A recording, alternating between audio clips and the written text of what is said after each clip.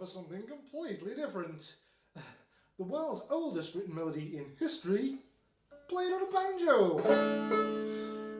Actually not as deluded and deranged as it all sounds, because according to Professor Richard Dumbrill, in his research in his book The Archaeomusicology of the Ancient Near East, the fretted lute actually seemed to evolve before instruments such as the lyre.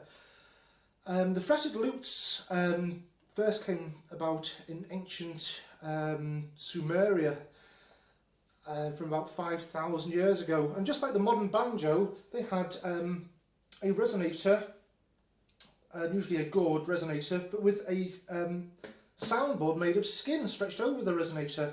So almost exactly the same principle 5,000 years ago.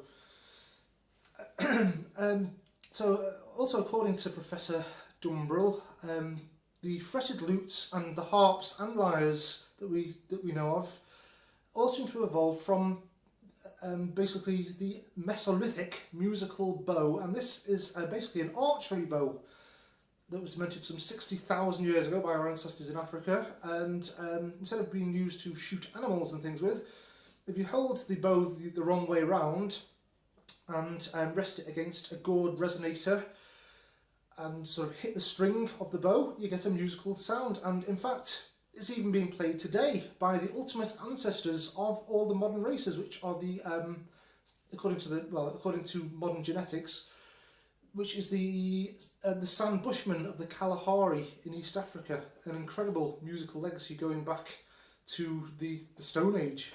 Awesome. Anyway, that's another story altogether.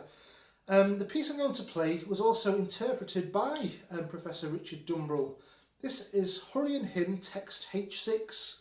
Now this was discovered about 50 years ago on a clay tablet in Ugarit, which is now in modern day Syria, and back in those days it was northern Canaan, and in those times that area was actually occupied by the Hurrian civilization. Now the Hurrians weren't Syrian, they actually come from modern day Anatolia, which I believe is somewhere in Turkey.